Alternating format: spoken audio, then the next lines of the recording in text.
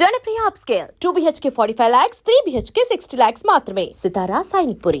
అంతే serial cinema అంటే చాలామంది చెప్పే కంప్లైంట్ ఏంటంటే నేను సినిమాలో స్టార్ హీరోలతో పనిచేసేటప్పుడు నన్ను ఇలా ట్రీట్ చేసేవాళ్ళు, సీరియల్కి వెళ్తే నన్ను ఇలా ట్రీట్ చేస్తున్నారు, అందుకని నేను సీరియల్స్ చేయను అని చెప్పేసి చాలామంది యాక్టర్స్ చెప్తా ఉంటారు. అవునవును వాళ్ళు చెప్పేది న్యాయం, నిజమే వాళ్ళు మాట్లాడేది నిజమేనా?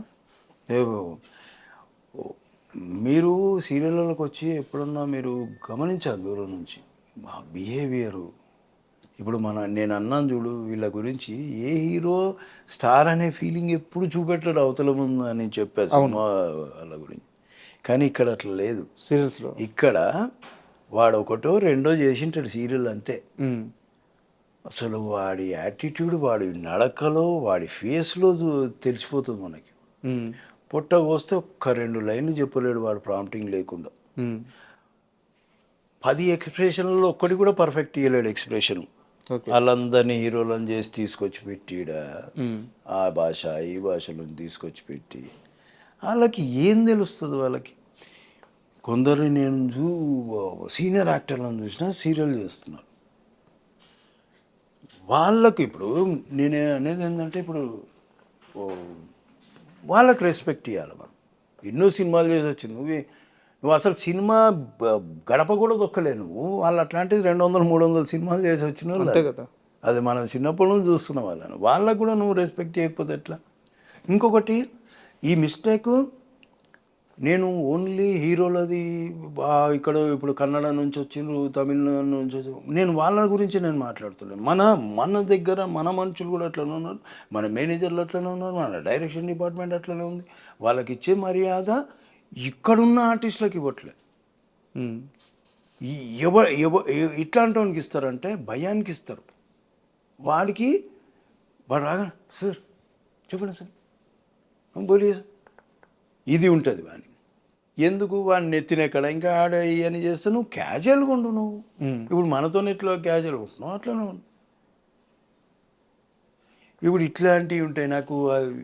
ఇప్పుడు అంటే ఇట్లాంటివి నేను చూస్తుంటా గమనిస్తుంటా. అది నాకు నచ్చదు. ఈ అమ్మాయిలు కూడా అంతే, వాళ్ళని పట్టుకొస్తారు వీళ్ళని పట్టుకొస్తారు, వాళ్ళ బిహేవియర్ అంతే ఉంది. మనోళ్ళే చెడగొట్టిరా సగం. ఇప్పుడు మన సినిమాలలో కూడా మనం బయట వాళ్ళని పట్టుకొచ్చినప్పుడు మనతో మాట్లాడే విధానం వేరే ఉంటుంది, వాళ్ళతో మాట్లాడే విధానం వేరే ఉంటుంది. మన దగ్గర జీ సాబ్ బోలియే సాబ్ బో సాబ్ సాబ్ అంటే ఆడు నీలుగుతాడు. ఇక నువ్వు మామూలుగా ఉంటానని నేర్చుకుంటే ఎప్పుడైనా ఇరిటేషన్ వస్తుంటుందా ఇలాంటి బిహేవియర్ చూస్తే? అయ్యో ఇరిటేషను, నేను సీరియల్లో చాలా ఇరిటేట్ అవుతుంటున్నాను. ఒక్కడికి కూడా ప్రొఫెషనలిజం అనేది ఉండదు. మనం సినిమాలు చేస్తుంటే ఒక సీన్ కోసము వన్ మోర్లు ఆర్టిస్టులు ఇన్వాల్వ్ అయ్యి డిస్కస్ చేసుకొని, అరే నువ్వు ఇట్లా కూర్చో, నేను ఇట్లా నీలా బాడీ లాంగ్వేజ్ దగ్గర నుంచి ఇంత హోంవర్క్ చేస్తే వాళ్ళ దగ్గర ఏముంటుంది? నువ్వు చెప్తున్నావు ప్రాంప్టింగ్, నేను అరుస్తున్నా అంతే. నీ మాడ్యులేషన్లోనే అరుస్తున్నా. నాకంటూ వ్యక్తిగతంగా ఏమి ఇండివిజువాలిటీ లేదు, నేను ప్రూవ్ చేసుకుందామని ఏం లేదు. ఇలాంటి ఆర్టిస్టులకు అవసరం లేదు కదా ప్రాంప్టింగ్. నాకు అవసరం లేదు, వాళ్ళకి చెప్తాను. నాకు ఇరిటేషన్ వస్తుంది, ఇన్వాల్వ్మెంట్ ఉంటుంది. ఇప్పుడు మీరు నాకు సీన్ చెప్తున్నారండి, నేను సీన్ వింటున్నాను, నేను కూడా డైలాగ్ అనుకుంటున్నాను. ఇప్పుడు 5 మంది సీన్లో ఉన్నారు, 5 మందిని పిలుస్తారు, వాళ్ళు సీన్ చెప్తుంటారు అందరికీ. ఒకడు ఫోను, ఒకడు గిల్లుకుంటా, ఒకడు సొల్లు బాగుడు, వాళ్ళు అమ్మాయిలు అబ్బాయిలు ఈడు ఒకడు ఫోను. ఇంకా వాడు చెప్పేటోనికి ఏం ఇంట్రెస్ట్ ఉంటుంది? నువ్వేం చేస్తావు ఇట్లాంటి దాంట్లో ఇరిటేషన్ రాదా? ఇప్పుడు నేనేమన్నా తిట్టినానుకో, పొరపాటున ఇక్కడ దాకా వచ్చి ఆపుకున్న సందర్భాలు ఉన్నాయి. ఎందుకంటే అరే ఈ సీనియర్ కాబట్టి అనేసిండు మనని అని అనుకుంటే ఎందుకులే, వీళ్ళు దరిద్రులు ఇంతే, వీళ్ళు మారరు, మనం ఎందుకు వీళ్ళ గురించి? మనమే మారితే అయిపోలే, పట్టించుకోకుండా వదిలేస్తే వాడిని వాడు నాక్కుంటాడు. రేపు పొద్దున ఒక సీరియల్ చేస్తాడు, 2 సీరియల్ చేస్తాడు, 3వ సీరియల్ మర్చిపోతాడు. మరి సస్టైనిటీ అయితే ఉండదు. ఇలా అయితే ఉండదు. నీకు భక్తి అనేదే లేకపోతే నువ్వు ఎట్లా బాను? నువ్వు దేవుని దగ్గర పోయి ఉట్టిగా నమస్తే సాబ్ అని వస్తావా నువ్వు? అరే జర దేవుని దగ్గర మనస్ఫూర్తిగా దండం పెట్టుకోతే మనస్ఫూర్తిగా ఆయన కూడా కొద్దిగా సంతోషం అనిపించాలి. వీడు ఎందుకు వచ్చిండ్రా నాయన ఉట్టి కొబ్బరికాయ ఒట్టిపోతాడని ఆయన ఫీలింగ్ ఎందుకు తెప్పారు? సీరియల్స్ ఇంత దారుణంగా ఉన్నాయి. అరే చూస్తే తెలుస్తుందబ్బా, ఒక్కొక్కరిని కొట్టబుద్ధి అవుతుంది నాకు. ఇరిటేషన్, ఒక్కోసారి సెట్లోంచి వెళ్ళిపోతున్నాను తెలుసా, నాకు నచ్చక సెట్లోంచి వెళ్ళిపోతున్నాను. ఏం చెప్పను ఎవరికి. పొట్ట కోస్తే ఒక 2 ముక్కలు, ఈవెన్ మన తెలుగు వాళ్ళు కూడా సేమ్ 2 లైన్లు ప్రాంప్టింగ్ లేకుండా చెప్పలేరు. క్యూ డైలాగ్ ప్రాంప్టర్ చెప్పాలండి నాకు, మీకు క్యూ డైలాగ్ కూడా ప్రాంప్టర్ ఎట్లా చెప్పారు? జస్ట్ 1 వర్డ్ కదా క్యూ. 1 వర్డ్. అవును.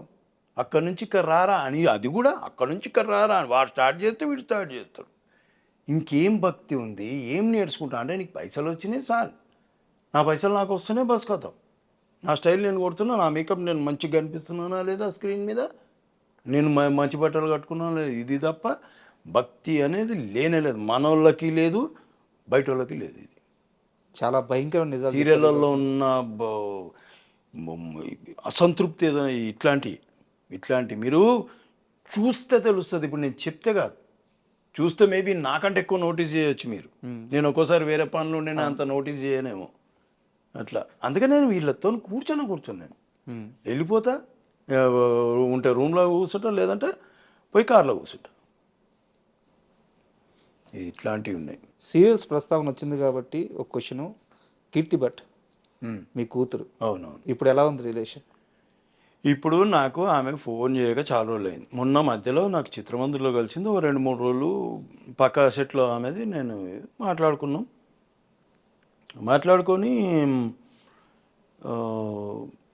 ఇంతే. దాని తర్వాత మళ్ళీ ఏదో తర్వాత నుంచి ఇంకా ఫోన్లు ఏం లేవు. నేను అప్పుడే ఏదో ఇంటర్వ్యూ వచ్చింది, నేనేదో నెగిటివ్గా చెప్పినా నేను ఆ పిల్ల గురించి అని ఏదో క్వశ్చన్ చేసింది. లేదమ్మా నేను ఒకసారి ఫోన్ చేసి అడిగింది, ఫోన్ చేసింది, చూస్తాగంటే అందులో ఏం తప్పు లేదు. నేను వేరే వాడికి ఇందులో ఏమైనా తప్పుగా నేను కీర్తి గురించి చెప్పినట్టు అనిపిస్తుందా నీకంటే, అసలు ఏముంది, నువ్వు ఏం మాట్లాడినావు, దానివల్ల ఏదో మరి ఆ పిల్ల తనకు మరి ఎందుకంటేందో తెలియదు, కొద్దిగా బాధపడ్డట. సరే ఒకసారి మాట్లాడినాం, 2 సార్లు మాట్లాడినాం, తర్వాత నేను మాట్లాడలేదు. ఆ పిల్ల యాక్చువల్గా ముందే అలిగింది, వాళ్ళ ఎంగేజ్మెంట్ జరిగేటప్పుడు నేను వెళ్ళలేకపోయినా, పోలేదని అలిగింది. తర్వాత మొన్న మాటలు వచ్చి మళ్ళీ ఈ మధ్యలో నాకు ఫోన్ ఏం లేదు. మరి ఇంకా నేను కూడా ఏమి ఫోన్ చేయట్లేదు. వాళ్ళు రావాల్సిన డబ్బులు వెనక్కి వచ్చినాయి? నేను అడగలేను, నేను అడగలేదు. మరి ఫోన్ చేశారు, నా గురించి నెగిటివ్గా మాట్లాడారు, సో ఇద్దరు మీకు రావాల్సిన అమౌంట్ మీకు ఇస్తానని చెప్పి అటు సైడ్ నుంచి కూడా లేదు. అవి రావు, అట్లాంటి మాటలు ఎందుకు వస్తాయి, ఇట్లాంటివి వస్తాయి. అంటే ఇక్కడ నా డౌట్ ఏంటంటే, మీరు చాలా బలంగా నమ్మారు, సొంత కూతురులాగా చూసుకున్నారు. నేను నిజంగా మా పిల్లనే కాదు, నేను 2వ కూతురు త్రిషని అందరూ పిల్లలే అనుకున్నాను. అందులో చేసిన వాళ్ళని పిల్లలే అనుకున్నాను. భార్య అనుకోలేదు, కానీ పిల్లలు మాత్రం అదే నేను వాళ్ళకేదో చిన్న ప్రాబ్లం వచ్చిందంటే నేను నమ్ముతాను కదా, పాపం దానికి ఎవరు లేరు ఆ పిల్లకి. సో అది ఒకటి మైండ్లో ఉంది నాకు. కానీ రాను నేను అనుకున్నారే, మనసు ఇచ్చి చూడనే సీరియల్ చేసిన మనసు నేనే ఇచ్చినా కానీ ఎవరు ఇవ్వలేరా మనసు అనుకున్నాను. అండ్ ఇంకోటి, ఆ సీరియల్లో మీరు సంపాదించిన దానికంటే కూడా బయట పోగొట్టింది ఎక్కువ అంటగా. 3 4 బొక్క అందరికి ఇలాగ అప్పులు ఇచ్చి. అప్పులు కాదు, అదే తిరిగి అడగరుగా, ప్రింటింగ్ మీడియా ఉన్నట్టు నేను వెనక ముందు. అందుకే అది ఇంతకుముందు కూడా మనది ఆఫ్లో ఉండిపోయింది, పైసల గురించి అస్సలు ఆలోచించా. అదొకటి బాధ, అదొకటి ప్రాబ్లం. మనం ముందు నుంచి పైసలు చూసింది లేదు, పాడు చూసింది లేదు. ఇప్పుడు ఉంటేనేమో ఏదో కొనుక్కుందాము, ఏదో ఉంటే అడిగింది కదా అని చేసినాం తప్ప మనకు తెలియదు ఆ తర్వాత ఇవి నిజాలా అబద్ధాలా అనేది. ఇప్పుడు తన పట్ల మీ అభిప్రాయం ఎలా? ఇప్పుడు ఇది విన్నా కూడా మళ్ళీ ఫోన్ వస్తుంది నాకు, హలో నాన్న నువ్వు నా గురించి తప్పుగా చెప్పు. నేను అసలు ఇలా ఫోన్ ఎత్తడం మానేసిన. కాదు, ఇప్పుడు మీ అభిప్రాయం ఎలా ఉంది? తను సరే తన పాత్రలో తను వెళ్ళిపోయింది, ఎక్కడున్నా హ్యాపీగా ఉంటే చాలు అనుకుంటున్నారా, లేకుంటే అసలు మనకు సంబంధమే లేదు, మనకు అవసరం లేదు అనే ఒక అభిప్రాయానికి? అట్లా అనుకోలేమబ్బా, అట్లా అనుకునే మనస్తత్వం ఉంటే బాగుపడేటో అట్లా ఏమో అనుకోలేను. కానీ ఫోన్ లేదు మంచిగుండని, ఏదో ఒకటి కానీ తిక్క పనులు చేయకుండా పని ఏదో సిన్సియర్గా చేసుకుంటా 2 సీరియల్ చేసుకుంటా బతుకుతే మంచిది, ఒకరి మీద డిపెండ్ కాకుండా. బస్ అంతే, అదే అనుకుంటా. ఇంక ఇప్పుడు దాకా కాస్త సీరియస్ టాపిక్స్ అని సరదాగా ఒక 2 సరదా క్వశ్చన్స్ అడుగుదాం. బిగ్ బాస్ చూస్తారా? చూడండి, ఛాన్స్ వస్తే హిందీ చూసేటోని, తెలుగు చూడు. ఛాన్స్ వస్తే వెళ్తారా? నేను అస్సలు అమ్మో దండం. బిగ్ బాస్ అనే దానికి అసలు దరిదాపులో కూడా ఏంది అంటే ప్రాబ్లం ఏంటి? అన్న నేను పోతే 1-2 రోజులలో బయటకు వచ్చేస్తా. ఎందుకంటే అలా ఊగే అట్లా ఇంత బుర్ర పెట్టలేను నేను, తెలివితేటలు అంతా ఉపయోగించలేను. ఇట్లా ఉండాలి, అట్లా ఉండాలి, నాకు ఎట్లుంటే అట్లా ఉంటా, ఎట్లా మాట్లాడాలనిపిస్తే అట్లా మాట్లాడతా. ఏదో ఇప్పుడు మీతోనే ఏదో అప్పుడప్పుడు మంచిగా మాట్లాడుతున్నా, కానీ నాకు వచ్చేది నా భాష అలాగూ. నేను మాట్లాడేది తెలంగాణ. ఇట్లా నేను వాళ్ళతో ఇమ్మడలేనబ్బా. వాళ్ళు అంటే నాకు వాళ్ళు ఎట్లా కనిపిస్తారు అంటే అక్కడ కనిపిస్తుంటారు, దేవుళ్ళ లెక్క కనిపిస్తుంటారు నాకు వాళ్ళు. అంటే అంత పాషు. మనం అనుకుంటా, కానీ వాళ్ళని చూసినాక మనం చాలా పాష్ అనిపిస్తుంది. వాళ్ళ లోపల చూసినాక, కొందరిని చూసినాక మనం చాలా పాష్గా అనిపిస్తుంది. ఫస్ట్ టైం అట్లా అనిపిస్తుండే, ఇప్పుడు సో బిగ్ బాస్కి అయితే వెళ్ళరు. Big boss. And second question sir, cricket ఇండస్ట్రీలో క్రికెట్ అంటే బాగా పడి చచ్చిపోయే వాళ్ళు చాలామంది ఉంటారు. అందులో శేఖర్ టాప్లో ఉంటాడని చెప్పి అంటే మేము టీవీ 4 బ్యాచ్లు తయారు చేసిండ్రు, గ్రీన్, ఎల్లో, బ్లూ, ఆరెంజ్ అని. ఓ 40 మంది, 45 మంది, ఓవరాల్ 50 మంది. అప్పుడప్పుడు ఆడేటోళ్ళు గ్రౌండ్ బుక్ చేసుకొని ఒక 4 టీంల మధ్యలో ఈ టీం ఫైనల్కి వచ్చింది, ఫైనల్ ఆడి అట్లాంటి పెట్టిండ్లే చేసిండ్రు. ఇప్పుడు ఆ జోష్ తగ్గింది. ఇప్పుడు మేము కూడా పోతలేము. అప్పుడు బాగా పరిగెత్తటోళ్ళం, అప్పుడు మంచి ఎక్సర్సైజ్ ఉంటుంది, ఇప్పుడు మరి తగ్గిపోయింది. అండ్ తెల్లవారుజామున 3 గంటల దాకా 4 గంటల దాకా తారక్, రాజమౌళి, మీరందరూ క్రికెట్ ఆడేవాళ్ళంట. అది ఎప్పుడు మేము ఎప్పుడన్నా 3-4 అవుతుంది. మేము ఇంటికి వచ్చేసరికి 6. మళ్ళీ ఇవి కూడా ఉంటాయి కదా మావి. అది పక్కా. మేము స్టార్ట్ చేసేది 8 గంటలకు అబ్బా. ఒక మ్యాచ్ ఆడాం మేము, 2 మ్యాచ్లు ఆడతాం. నువ్వు గెలిచినావని నేను మళ్ళీ ఆడతావా? కెప్టెన్స్ ఎవరు? తారక్ ఇటు మా సైడు, అటు సారు రాజమౌళి గారు. ఇద్దరి మధ్య ఎప్పుడన్నా వాదులు ఆడుకోవడం సరదాగా అయినా సరే? వాళ్ళు సరదాగానా, సీరియస్ అవుతాయి. సీరియస్గానా? సీరియస్ ఉంటాయి మ్యాచ్. అయ్యే బాగా క్రికెట్ గేమే ఇంకంతే. ఆడ తర్వాత ఇక ఇదేం లేదు ఆడ కంపల్సరీ అంతే. ఎన్టీఆర్ గారు బ్యాటింగ్ బాగా చేస్తారా, బౌలింగ్ బాగా చేస్తారా? బ్యాటింగ్ చేస్తారు, ఓపెనింగ్ వెళ్తారు. ఇంకా రాజీవ్ వాళ్ళిద్దరు ఓపెనింగ్, లేదంటే నేను తారక్ వెళ్తాం ఒక్కోసారి ఓపెనింగ్. ఓకే. మళ్ళీ మన అలీగారి బ్రదరు ఆ పిల్లోడు, మేము వెళ్తాం. మ్యాక్సిమం మేము ఆడితే ఓపెనింగ్ నేనే వెళ్తా, లేదా అంతే. అట్లా ఉంటుంది కొద్ది. 2 మ్యాచ్లు అయితే ఇంకా ఆ మ్యాచ్లు అవ్వగానే రాలేము కదా, ఆ మధ్యలో డిన్నర్ బ్రేక్ ఒకటి. అవును. ఓకే, మళ్ళీ మ్యాచ్ కాగానే రాదు కదా, మళ్ళీ డిస్కషన్. నువ్వు ఆ క్యాచ్ కొట్టలేను, అట్లా ఊరుకోలేను, ఈ బ్యాట్ ఇట్లా కొట్టేది ఉండే, ఈ డిస్కషన్ మళ్ళీ 1-2 గంటలు ఉంటుంది. మళ్ళీ ఈ లోపల తెల్లారుతుంది కథం. పక్కలో షూటింగ్ లేకపోతేనే పెడతారు కదా. ఓకే. అవి ప్లాన్ చేసుకొని పెడతారు. సాటర్డే పెట్టేస్తారు, సండే ఎట్లా ఉండవు కదా, అట్లా చేస్తారు. అండ్ ఫైనల్గా సార్, ఇన్నేళ్ళ ఈ జర్నీ తర్వాత నేను మారాల్సిన అంశాలు నాకు తెలుస్తున్నాయి, మారలేకపోతున్నాను, త్వరలో మార్చుకుంటాను అనే అంశాలు ఏమన్నా మీకున్నాయా? మనకున్న బలహీనతలు ఏముంటాయి, సిగరెట్ అట్లాంటివి. ముందాగుతారా? అవి మందు మానేసిన. అది ఎన్ని సంవత్సరాలు అవుతుంది? నేను 18 years ముందు తాగేటోని, 18 years మానేసిన. మళ్ళీ మొన్న 7-6 years నుంచి తాగిన, మళ్ళీ మొన్న మానేసిన. వాళ్ళు సిగరెట్లు అయితే అది అనుకోవాలి. ఇంకా ఇది సోంబేరితనం ఉంది కదా, ఇది మా అయ్యి ఎట్లా మారదు. ఇక నేను ఒకటే అనుకున్నాం, ఎట్లున్నాం అట్లున్నాం రానైనా పోనీ బండి నడవని. సరే ఏంది ఇప్పుడు ఏడ మార్చుకుంటూ కూర్చోవాలి మనం, సరే మారదాము. ఏడ మారాలి నేను ఇప్పుడు మీకు సీరియల్లో చెప్పినప్పుడు నాకు మెంటల్ వస్తుంది అన్నా కదా, అది మార్చుకోలేరు.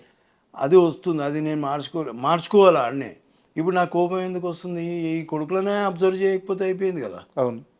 నేనే వీళ్ళు ఇంతే మారనని నేను ఫిక్స్ అయిపోయాను అనుకో, నేను మారినట్టే కదా. నేను మారితే నాకు కొద్దిగా ప్రశాంతత ఉంటుంది. ఆ కొడుకులు బాగానే ఉంటారు, నాకు ఇక్కడ మెంటల్ వస్తుంది కదా. అట్లా అది అదొకటి మార్చుకోవాలని చూస్తా. అవతలను మారేదానికంటే మనం మారితే బెటర్. సార్ ఇంతసేపు ఇంటర్వ్యూ చేశాను అంటే మీ వెల్ విషర్గా అడుగుతున్నాను అండ్ మీ అభిమాని కూడా నేను. మీ యాక్టింగ్ అంటే చాలా ఇష్టం. ఈ ఇంటర్వ్యూ కూడా ఏరి కోరి శేఖర్ గారిని నేను ఇంటర్వ్యూ చేయాలి అని చెప్పి ఇంటర్వ్యూ కూడా నేను పెట్టించుకున్నాను. సో నేను కాస్త చనువు తీసుకొని మిమ్మల్ని ఒక మాట అడుగుతున్నాను.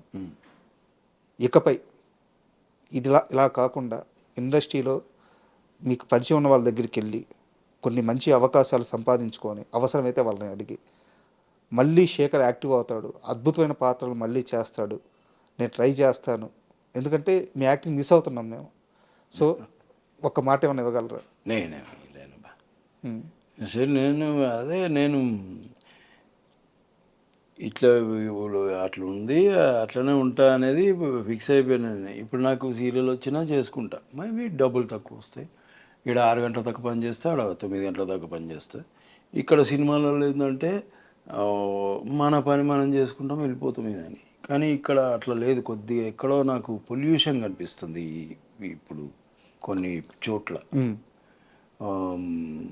సినిమాలలో అస్సలు అట్లాంటిది ఏం నాకు కనిపించదు. అందుకే అసలు కొన్ని దగ్గర కనిపించవచ్చు. కానీ నేను అయినా సరే నేను వెళ్ళి వచ్చిన చిన్న వేషమైనా మేబీ ఇప్పుడు ఛత్రపతి లాంటి క్యారెక్టర్ మళ్ళీ పడాలంటే అట్లాంటి ఫ్రెండ్ వేషం చేసే ఏజ్ నాది దాటేసిన. సో అట్లాంటి ఇంపార్టెంట్ రీసెంట్గా త్రిబుల్ ఆర్లో కూడా మీది చాలా మంచి క్యారెక్టర్, అట్లాంటి ఇంపార్టెన్స్ పక్కనే ఉంటారు కదా. అట్లాంటిది ఏదైనా పడితే చేయాలి. సార్ నాకు ఒక కాల్ క్లియర్ చేయండి. శేఖర్ సినిమాలు చేయడానికి రెడీగానే ఉన్నాడు, సీరియల్స్ వల్ల ఏం బిజీ అయ్యి సినిమా అవకాశాలు వద్దు అనట్లేదు, మీరే నన్ను అప్రోచ్ అవ్వట్లేదు, ఇది కరెక్టా? నేను రెడీగానే ఉన్నా. నాకు నేనే చెప్పిన కదా, ఏ పని వచ్చినా చేయాలి, అది మన మన ధర్మం, అది మన ప్రొఫెషన్ కదా. నేను అది ఇదేనేమి ఇది లేదు. కాకపోతే సినిమాలలో ఏమైందంటే ఈ యాక్షన్ పరిగెత్తడాలు, ఈ రోప్ వర్క్లు ఇవి ఉంటాయి, ఫైట్. సో అవి నేను ఫస్ట్ ఇవే అడుగుతున్నా, ఇవి ఉంటే కొద్దిగా ప్రాబ్లం. ఎందుకంటే నేను కొద్దిగా నేను ఒకసారి పడి ఫిల్మ్ సిటీలో కొద్దిగా ప్రాబ్లం వచ్చేసింది నాకు. సో అవి మళ్ళీ చేయలేను. ఒకవేళ నేను పరిగెడతా చేస్తా, కానీ 1 మోర్లు కాకుండా ఉంటాయి, అవి కష్టం. అది అంటారు 1 మోర్లు కాకుండా ఉండవు. సో అట్లాంటి దానివల్ల కొద్దిగా నేను కూడా ఏదైనా మంచి క్యారెక్టర్ ఉంది ఊటి ఇట్లాంటివి లేవంటే చేస్తా, అట్లాంటివి చేస్తున్నా. అది అడుగుతున్నా ముందు. అట్లా కొన్ని వస్తాయి, కొన్ని పోతాయి. దీంట్లో కూడా ఏదో ఉండే మన సన్నీ డియోల్ది, మల్లేని గోపిచంద్ గారిది కూడా. ఆయన కూడా పాపం ఎప్పుడు సినిమా తీసినా ఏదో ఒక వేషం చెప్పడానికి ట్రై చేస్తున్నాడు. అందులో కూడా ఏదో చెప్పాను, కానీ కొద్దిగా నాకు ప్రొడక్షన్ వైజ్ నాకు వర్కౌట్ కాలేదు పేమెంట్. ముందు నేను అడిగినా వాళ్ళు అట్లా వేయమన్నారు, సరే నేను చేయను అని చెప్పిన. అదొకటి ఏదో వదులుకున్నా. అట్లా ఇంటర్వ్యూ క్లోజ్ చేసే ముందు లాస్ట్ క్వశ్చన్ సార్, ఫైనాన్షియల్గా చంద్రశేఖర్ ఎలాంటి పొజిషన్లో ఉన్నారు? కంఫర్ట్గా ఉన్నారా? ఆర్థిక ఇబ్బందులు ఉన్నాయా? లేదు, కంఫర్ట్గానే ఉన్నా. నాకు అంటే ఎవరిని అడగకుండా బాగానే. అంటే మీ పిల్లల వాళ్ళ ఖర్చులు కానీ వాళ్ళందరూ బాగున్నారు. వాళ్ళ మమ్మీ జాబ్ చేస్తుంది యూఎస్లో, నా కూతురు జాబ్ చేస్తుంది, వాళ్ళు హ్యాపీగా ఉన్నారు. మీ దగ్గరికి ఎప్పుడు వస్తారంటే బాగున్నారు. మీ దగ్గరికి ఎప్పుడు వస్తారు వాళ్ళు? ఎప్పుడన్నా వాడు వస్తాడు, ఆమె యూఎస్లో ఉంటుంది కాబట్టి ఆమె సేమ్ నా టైప్ బాగా మూమెంటం, వాడు కూడా మూమెంటం. కానీ వాడికి కొద్దిగా నేనంటే ఇప్పుడు ఎంత ఏజ్ బాబు ఏజ్? ఉంటాడు 25 దాకా ఉంటాడు. పక్కగా ఉంటాడు. ఏదైనా వేషం ఉంటే మంచిది, ఎవరన్నా మనకు తెలిసిన వాళ్ళు ఉంటే ఏదైనా మనకి దారి దొరుకుతుందేమో అని చూస్తాం. ట్రై చేస్తున్నాడు సినిమాల్లో? ట్రై ఏం చేయట్లే. వాడు ముంబైలో ట్రైనింగ్కి వెళ్ళి వచ్చిండు. ఇక్కడ ఏం వేషం పడలేదు. అంటే కొద్దిగా వాడు ఏదైనా మనమే మంచిది ఏదైనా ఉంటే ఎవరన్నా ఇవ్వగలిగితే ట్రై చేస్తున్నాం, చెప్తా వాళ్ళకి. ఎట్లా కొడుకు కోసమైనా ఇక మీరు మారాలైతే? మారేది ఏమి ఉండదు, మారేది ఏమి ఉండదు. మారేది ఏముంటుందబ్బా ఇప్పుడు నేనేమో ఎవరికన్నా అన్యాయం చేసి దారుణాలు చేస్తుంటే లేదు ఏం చేస్తలేను నా మాన అనేది నేను ఉంటున్నా ఇవి లేవు హుషారు లెక్కలు ఇవన్నీ hello sir happy birthday happy Sunday ఇవన్నీ ఏం లేవు ఓ కోట్లు పెట్టి మంచి మంచి మెసేజ్లు అవి అట్లాంటివి ఏం లేవు టచ్లో అండ్ ఫ్యూచర్లో మీరు ఏదైతే జరగాలి అనుకుంటున్నారో మీ లైఫ్ ఎలా ఉండాలి అనుకుంటున్నారో చాలా కంఫర్ట్ లైఫ్ లీడ్ చేయాలని మళ్ళీ యాక్టర్గా మీరు బిజీ అవ్వాలని మనస్ఫూర్తిగా కోరుకుంటున్నాను and thank you thank you